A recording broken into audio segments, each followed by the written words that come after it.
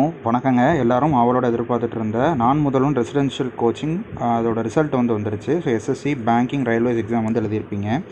So இதில் 1000 members எடுத்து free coaching and accommodation train பண்ணுறோம் அப்படின்னு சொல்லியிருந்தாங்க கவர்மெண்ட் சைட்லேருந்து. ஸோ நான் முதல்வன் கீழே லிங்க் பண்ணி இதை பண்ணிகிட்டு இருந்தாங்க. ஸோ இது வரைக்கும் யூபிஎஸ்சி இந்த மாதிரி பண்ணிகிட்டு இருந்தாங்க. இப்போது எஸ்எஸ்சி ரயில்வேஸ்க்கு பண்ணுறாங்க. ஸோ அதோட எக்ஸாம் எழுதியிருப்பீங்க. ஸோ ரிசல்ட் கொஞ்சம் டிலே ஆச்சு, ஆனால் இன்றைக்கி ரிலீஸ் பண்ணியிருக்காங்க. ஸோ இப்போ ஆஃப்டர்நூனுக்கு மேலே தான் ரிலீஸ் பண்ணியிருக்காங்க. ஸோ இதில் என்ன சொல்லியிருக்காங்க அப்படின்னு நம்ம பார்த்துடலாம். So Naan Mudhalvan is visionary initiative launched by chief minister of தமிழ்நாடுன்னு சொல்லிட்டு அதோட எக்ஸ்ப்ளனேஷன் ஃபஸ்ட்டு ஒரு பேராகிராஃப் கொடுத்துருக்காங்க.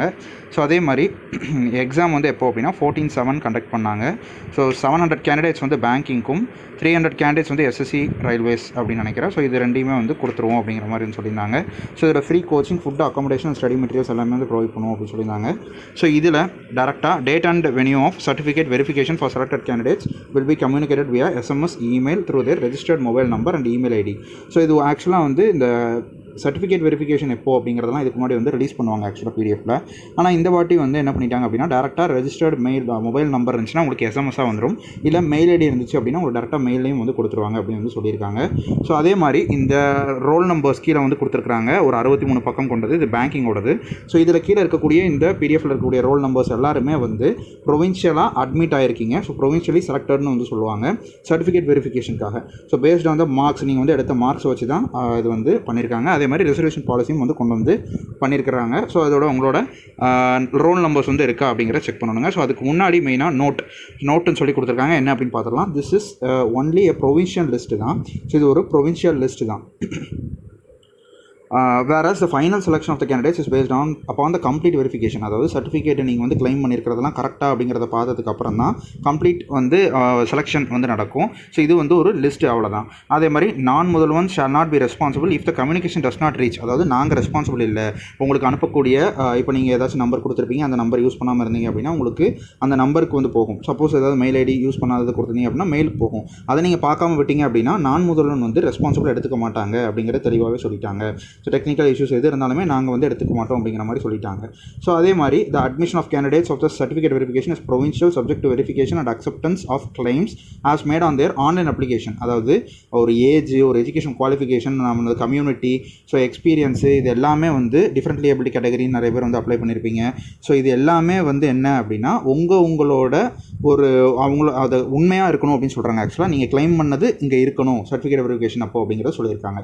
ஸோ அதே மாதிரி மிஸ்மேட்ச் எதுவும் ஆகக்கூடாது அப்படிங்கிறத சொல்லியிருப்பாங்க. அதே மாதிரி கிளைம்ஸ் ஃபால்ஸாவோ இன்கரெக்டாவோ இருந்தது அப்படின்னா இவங்களோட ஆன்லைன் அப்ளிகேஷன் ரிஜெக்ட் ஆயிரும். ஸோ சப்போஸ் நீங்கள் கிளைம் பண்ணது வேறு, ஆனால் உங்களோட சர்டிஃபிகேட் அது இல்லை வேறு இருந்துச்சு அப்படின்னா உங்களோட ஆன்லைன் அப்ளிகேஷன் ரிஜெக்ட் ஆயிரும். நீங்கள் செலக்ட் ஆகிருந்தாலும் உங்களால் அட்மிஷன் வாங்கிக்க முடியாது. அடுத்து total number of students 700 banking 700 seats சொல்லியிருந்தாங்க. ஸோ அதில் ரிசர்வேஷன் பார்த்தோம் அப்படின்னா நம்பர் ஆஃப் சீட்ஸ் கேட்டகரின்னு கொடுத்துருப்பாங்க. ஸோ ஜென்ரல் 209, அதே மாதிரி பிசி 179, பிசிஎம் கேட்டகரிக்கு 23 சீட்ஸும், எம்பிசி டிஎன்சிக்கு 134 சீட்ஸும், எஸ்சிக்கு 100 சீட்ஸும், எஸ்சிஏ கேட்டகரிக்கு 20 சீட்ஸும், எஸ்டிக்கு 7 சீட்ஸும், பிடபிள்யூடிக்கு 28 சீட்ஸும், மொத்தம் 700 சீட்ஸ் சொல்லியிருக்காங்க. ஓகே, இப்போ கம்யூனல் கேட்டகரி கட் ஆஃப் ஓவராலாக கொடுத்துட்டாங்க. ஸோ கிட்டத்தட்ட நம்ம எதிர்பார்த்ததை விட கம்மியாக தாங்க இருக்குது. ஸோ நம்ம ஓவராலாக அந்த கேட்டகரி வைஸ் சொல்லாமல் ஓவராலாக ஒரு 170 இல்லை ஒரு 165க்கு இப்போ சொல்லியிருந்தோம் 200க்கு. ஸோ ஆனால் இங்கே 112 தான் பேங்கிங் வந்திருக்கு. ஸோ அப்போது ஒரு ஓவராலாக கம்மியாக தான் வந்திருக்கு. நம்ம எதிர்பார்த்ததை விட ரொம்பவே கம்மியாக இருக்குது. ஸோ அதனால் நம்ம என்னென்னா எக்ஸ்பெக்ட் பண்ணி சொன்னதே அதுதான். ஸோ கம்மியாக சொல்லிவிட்டு அப்புறம் அதிகமாக வந்துடக்கூடாது. அதனால் நம்ம சொல்லலை. நம்ம ஒரு லைன் அதிகமாக தான் வச்சுருந்தோம். ஸோ அதில் கொஞ்சம் கம்மியாக தான் கட் ஆஃப் வந்திருக்குங்க. ஜென்ரலுக்கு 112 கட் ஆஃப் வந்திருக்கு. பிசிக்கு 93யும், பிசிஎம்க்கு 46 வந்திருக்கு. ஸோ அதே மாதிரி எம்பிசி டிஎன்சிக்கு 83.5 வந்திருக்கு. எஸ்சி கம்யூனிட்டி கேட்டகரிக்கு 82.5 வந்திருக்கு. எஸ்சிஏக்கு 58 வந்திருக்கு இந்த கேட்டகரிக்கு. ஸோ எஸ்டி கேட்டகரிக்கு 76.5 வந்திருக்குங்க. ஸோ இது எல்லாமே ஓவராலாக கட் ஆஃப் இது ஆக்சுவலாக if the marks scored by the candidates in the same communal category are similar to more then one candidate. இப்போ ஒரு எக்ஸாம்பிளுக்கு சொல்லணும் அப்படின்னா இந்த எம்பிசி கேட்டகரியில் 2 பேர் இருக்காங்க. 2 பேருமே 83 எடுத்துக்கிறாங்க அப்படின்னா அது என்ன பண்ணுவோம் அப்படிங்கிற சொல்லியிருக்காங்க. செலெக்ஷனை எப்படி பேஸ் பண்ணி எடுப்பாங்க அப்படின்னா டேட் ஆஃப் பர்த் யார் ஏர்லியராக இருக்காங்க ஸோ யார் வந்து அண்ணன், அதாவது அண்ணன் தம்பி அப்படின்னு சொல்லக்கூடாது, யார் வந்து முன்னாடி வந்து டேட் ஆஃப் பர்த்தில் இருக்காங்க அப்படிங்கிறத பொறுத்து இது வந்து பண்ணுவாங்கங்க. ஸோ எப்படின்னா நீங்கள் வந்து 2000 பானாக இருப்பீங்க, இன்னொருத்தங்க 1998 பானாக இருந்தாங்க அப்படின்னா, ஸோ அவங்களுக்கு தான் அந்த நீங்கள் 2 பேருமே 83 எடுத்துருக்கீங்க அப்படின்னா, ஸோ இந்த 1998க்கு வந்து ஃபஸ்ட் ப்ரிஃபரன்ஸ். ஏன்னா அவங்க வந்து கொஞ்சம் டேட் ஆஃப் பர்த்தில் ஏர்லியராக இருக்காங்கல்ல. ஸோ இப்படி தான் வந்து எடுப்பாங்க. அதே மாதிரி ஏஜ் எலிஜிபிலிட்டி வந்து கொடுத்துருக்காங்க, இது நோட்டிஃபிகேஷனை நம்ம வந்து பார்த்துருந்தோங்க. ஸோ அதே மாதிரி ஏஜ் ரிலாக்ஸேஷன் வந்து கொடுத்துருக்காங்க. ஸோ இதுவும் வந்து நோட்டிஃபிகேஷனாக நம்ம வந்து கொடுத்துருந்தாங்க, அப்போவே நம்ம பார்த்துருப்போம். டேரெக்டாக நம்ம ரிசல்ட்ஸ் பேஜுக்கு வந்து போயிடலாம்.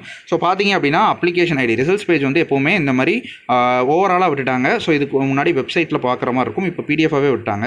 ஸோ இதில் என்னென்னலாம் இன்க்ளூட் ஆயிருக்குன்னு பார்த்தீங்கன்னா உங்களோட அப்ளிகேஷன் ஐடி இருக்கும், நேம் இருக்கும், ஸோ ரோல் நம்பரும் கொடுத்துருக்காங்க. ரெண்டுமே இருக்குது. அப்ளிகேஷன் ஐடி போட்டு நீங்கள் சர்ச் பண்ணலாம், ரோல் நம்பர் போட்டு சர்ச் பண்ணலாம், இல்லை நேமை போட்டு கூட நீங்கள் சர்ச் பண்ணலாம். ஜெண்டர் வந்து கொடுத்துருக்காங்க, டேட் ஆஃப் பர்த் கொடுத்துருக்காங்க, டோட்டல் மார்க்ஸ் இவங்க எடுத்ததும், ப்ளஸ் கேட்டகரி கொடுத்துருக்காங்க. அதே மாதிரி நீங்கள் செலக்டட் அகேன்ஸ்ட் கேட்டகரி. ஸோ நம்ம இதுதான் வந்து சொல்லியிருந்தோம், அந்த கேட்டகரி செலெக்ஷன் வந்து கொடுத்துருப்பாங்க. பக்கத்துலேயே நம்பரும் வந்து கொடுத்துருப்பாங்க. ஸோ ஒரு எக்ஸாம்பிளுக்கு ஜென்ரல் 1 அப்படின்னா ஜென்ரல் கேட்டகரியில் மொத்த சீட்ஸில் 1வது சீட் வந்து இந்த இவங்களுக்கு தான் வந்து போகுங்க. ஸோ இந்த அம்பிகா அப்படின்னு சொல்லக்கூடியவங்களுக்கு தான் வந்து இந்த கேட்டகரியில் ஜென்ரல் இவங்க தான் வந்து ஹையஸ்ட் மார்க் எடுத்தனால இவங்க ஃபஸ்ட்டு சீட். ஸோ இப்படியே பார்த்தீங்க அப்படின்னா ஜென்ரல் 2, 3, 4, 5, 6 வந்துட்டே இருக்கும். ஸோ இதில் பார்த்தீங்க அப்படின்னா கம்யூனிட்டி, அதாவது ஓவராலாக ஜென்ரல் கேட்டகரியில் எப்படி எடுப்பாங்க அப்படின்னா எல்லா கம்யூனிட்டிலையுமே இருக்கக்கூடிய ஹையஸ்ட் மார்க் வைஸ் வந்து எடுத்துகிட்டு வருவாங்க. ஸோ அதுக்கு தான் இந்த மாதிரி எம்பிசி டிஎன்சியில் ஃபஸ்ட்டு மார்க் எடுத்தவங்க இவங்களாக இருப்பாங்க, எம்பிசி டிஎன்சியில் செகண்ட் இவங்க, ஸோ பிசியில் அடுத்த மார்க்.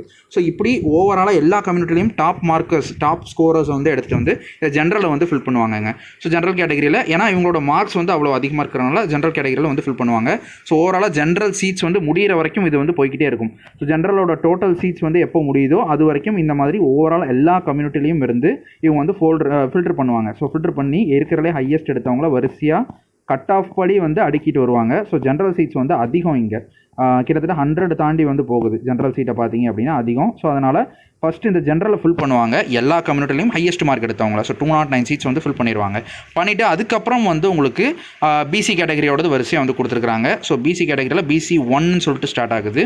ஸோ பிசி 1ல் 111 அப்படின்னு வந்து சொல்லியிருக்காங்க. 111 அப்படிங்கிறது ஓகே. இதே மாதிரி பிசியோட சீட்ஸ் வந்து முடியுங்க. ஸோ ஓவராலாக வரும். ஸோ இந்த பிசி சீட்ஸ் வந்து முடிஞ்சதுக்கப்புறம் வந்து உங்களுக்கு அடுத்தடுத்த கம்யூனிட்டிக்கு வரிசை அந்த மாதிரி வந்து கொடுத்துருப்பாங்க.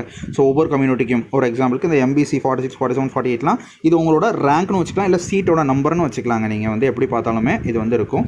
ஸோ இது ஓவராலாக எல்லா கம்யூனிட்டிக்கும் முடிஞ்ச உடனே இதில் வந்து என்ன ரிசல்ட்ஸ் மட்டும் தான் சொல்லியிருக்காங்களா அப்படின்னு பார்த்தீங்கன்னா ஆமாம், லாஸ்ட் வரைக்கும் வந்து அதாவது உங்களுக்கு வந்து டிசபிலிட்டி பீப்புள் கம்யூனிட்டியிலேருந்து அப்ளை பண்ணியிருப்பீங்க டிசபிலிட்டி செக்ஷன். ஸோ அவங்களுக்கும் வந்து கொடுத்துருக்குறாங்க. இதிலே வந்து லாஸ்ட் பேஜில் வந்து இருக்குங்க. ஸோ இது லோக்கோ மோட்டர் அவங்களோட பிடபிள்யூடி கேட்டகரி ஸோ என்ன அப்படிங்கிறதையும் சொல்லி மென்ஷன் பண்ணி இவங்களோட மார்க்ஸும் வந்து மென்ஷன் பண்ணி டேரெக்டாக வந்து கொடுத்துருக்காங்க. நீங்கள் வந்து இதில் செக் பண்ணிக்கலாம். ஸோ இந்த லாஸ்ட் 2 பேஜ் 3 பேஜ் வந்து இந்த டிசபிலிட்டி கேட்டகரி பீப்புளோட ரிசல்ட்டும் வந்து இதில் அட்டாச் ஆகிருக்கு. தனியாக வந்து போய் பிடிஎஃப்பில் எதுவுமே வந்து தேட வேணாம், எல்லாரோட ரிசல்ட்டுமே இந்த ஒரே பிடிஎஃப் வந்துருச்சு. இது பேங்கிங். ஸோ ஓகே, இப்போது ரயில்வேஸ் எஸ்எஸ்சி பார்த்துடலாமா? ஸோ இதுதாங்க Naan Mudhalvan residential coaching SSC cum railways ப்ரோக்ராமுக்கு. ஸோ இதுவும் வந்து ஓவராலாக அதே மாதிரி ஒரு சொல்லியிருப்பாங்க. மொத்தம் சீட்ஸும் வந்து கொடுத்துருப்பாங்க. இங்கே 300 சீட்ஸ் தாங்க, 300 கேண்டிடேட்ஸ் வந்து எடுத்து ட்ரெயின் பண்ணுவோம் அப்படிங்கிற மாதிரி சொல்லியிருப்பாங்க. So same rules and regulations தான். ஸோ அதனால் நம்ம டேரெக்டாக 300 சீட்ஸோட அந்த ரிசர்வேஷன் மட்டும் நம்ம வந்து பார்த்துடலாம். ஸோ ஜென்ரல் கேட்டகரியில் 89 சீட்ஸும், பிசி கேட்டகரியில் 75ம், பிசிஎம் கேட்டகரியில் 11ம், எம்பிசி டிஎன்சி கேட்டகரியில் 57, ஸோ எஸ்சி கேட்டகரியில் 44, எஸ்சிஏ கேட்டகரியில் 9 சீட்ஸும், எஸ்டி கேட்டகரியில் 3 சீட்ஸும், பிடபிள்யூடி கேட்டகரியில் 12 சீட்ஸும், மொத்தம் 300 சீட்ஸ் வந்து சொல்லியிருக்காங்க. ஸோ கட் ஆஃப் வந்து பார்த்துடலாங்க. ஸோ கட் ஆஃப் பார்த்தீங்க அப்படின்னா 117. ஸோ ஜென்ரலுக்கு வந்து 117 வந்து வந்திருக்குங்க, பிசிக்கு 104.5 வந்து வந்திருக்கு, ஸோ பிசிஎம்க்கு 86 வந்திருக்கு, எம்பிசி பை டிஎன்சிக்கு வந்து 98.5 வந்து வந்திருக்கு, ஸோ எஸ்சிக்கு 94ம், எஸ்சிஏக்கு 86.5ம், எஸ்டிக்கு 82.5. ஸோ இது வந்து வந்திருக்குங்க. ஸோ இதே மாதிரி தான் டேட் ஆஃப் பர்த் வச்சு தான் வந்து எடுப்பாங்க. ஏஜ் எலிஜிபிலிட்டி கொடுத்துருக்காங்க, நம்ம வந்து ஆல்ரெடி பார்த்துட்டோம் நோட்டிஃபிகேஷன். அதே மாதிரி ரிலாக்ஸேஷனும் வந்து கொடுத்துருக்காங்க, பார்த்துட்டோம். இதில் பார்த்தீங்க அப்படின்னாலும் இதுலையும் வந்து ஜென்ரல் கேட்டகரியில் 156 தாங்க ஹையஸ்ட்டாக இருக்குது. அதாவது 156 வந்து அதிகமாக இருக்குது இருக்கிறதுலே ஃபஸ்ட்டு எடுத்தவங்களோட மார்க். ஸோ இவங்களுக்கு ஜென்ரல் 1 அப்படின்னு சொல்லிட்டு ரேங்கிங் வந்து கொடுத்துருப்பாங்க. ஸோ அதே மாதிரி வந்தீங்க அப்படின்னா ஜென்ரல் ஃபுல்லாகவே ஃபஸ்ட்டு ஃபில் பண்ணிடுவாங்க. ஸோ ஓவராலாக ஜென்ரல் ஃபில் பண்ணிவிட்டு அதுக்கப்புறம் இதில் எல்லா கேட்டகரியிலுமே டாப் மார்க் எடுத்தவங்கள லிஸ்ட் பண்ணி ஜென்ரல் வந்து போட்டுட்டு ஸோ அதுக்கப்புறம் ஒவ்வொரு கேட்டகரியாக வந்து பார்த்தீங்க அப்படின்னா கொடுத்துருப்பாங்க. ஸோ இந்த பிசி 1லேருந்து ஸ்டார்ட் ஆகும். ஸோ 117 ஃபஸ்ட்டு வந்தவங்க, அடுத்து ஸோ பிசியோட டோட்டல் சீட்ஸ் முடிஞ்சோடனே அடுத்த கேட்டகரி இப்படி வந்து ஃபில் பண்ணியிருப்பாங்க. ஸோ நீங்கள் செலக்ட் ஆயிருந்தீங்க அப்படின்னா அவங்க எல்லாருக்குமே வந்து வாழ்த்துக்கள்ங்க ஃபஸ்ட்டு.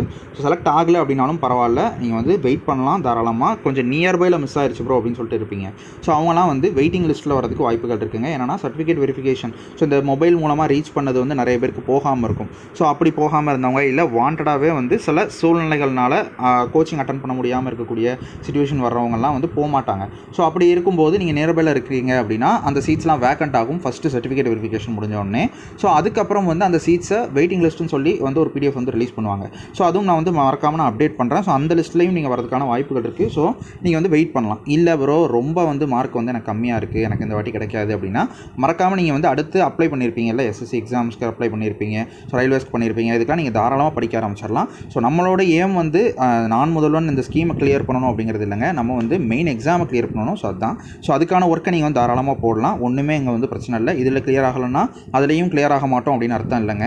ஸோ எல்லாருமே ஒர்க்கு தான், ஒர்க் போடுறதா தான் வந்து ரிசல்ட் வந்து தெரியும். ஸோ நம்ம இன்னும் கொஞ்சம் ஒர்க் எஃபோர்ட் வந்து அதிகமாக போடணும். அப்படின்னா நம்ம அடுத்து வரக்கூடிய மெயின் எக்ஸாம்லேயே கிளியர் பண்ணக்கூடிய சான்சஸ் வந்து இருக்குங்க. ஸோ அவ்வளோதாங்க. இப்போ நீங்கள் செலக்ட் ஆயிருந்தீங்க யாரெல்லாம் அப்படின்னா மறக்காமல் கீழே வந்து உங்களோட நீங்கள் வந்து நான் செலக்ட் ஆகிட்டேன் ப்ரோ அப்படிங்கிற சொன்னீங்க அப்படின்னா எனக்கும் கொஞ்சம் சந்தோஷமாக இருக்கும். மறக்காமல் வந்து சொல்லிடுங்க. ஸோ அவங்க எல்லாருக்குமே வந்து கங்க்ராச்சுலேஷன்ஸ். ஸோ இல்லை ப்ரோ நான் நியர்பையில் இருக்கேன் அப்படின்னாலும் நீங்கள் வந்து தாராளமாக கமெண்ட்டில் வந்து சொல்லலாம். ஸோ நான் அடுத்து வெயிட்டிங் லிஸ்ட் வந்தால் நான் வந்து செலக்ட் ஆகிறதுக்கு வாய்ப்பு இருக்கு ப்ரோ நீங்கள் வந்து சொன்னீங்க அப்படின்னா அதையும் வந்து கமெண்ட் செக்ஷனில் சொல்லுங்கள், நான் வந்து பார்த்துக்கிறேங்க. ஓகேங்க, நெக்ஸ்ட் வீடியோவில் பார்ப்போம். ஸோ இவ்வளோ தான் நிறைய பேர் வந்து எதிர்பார்த்துட்டு இருந்தீங்க, ரொம்ப நாளாக வந்து கேட்டுட்டு இருந்தீங்க.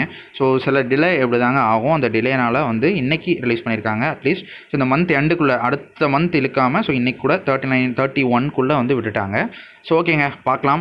இவ்வளோ தான் வந்து இதுக்கு தான் வீடியோ போகணும்னு நினச்சேன். ஸோ என்னென்ன கேரி பண்ணணும் அப்படிங்கிற அந்த டீட்டெயில்ஸ் நான் வந்து அடுத்து நான் உங்களுக்கு நான் வீடியோவில் போடுறேங்க.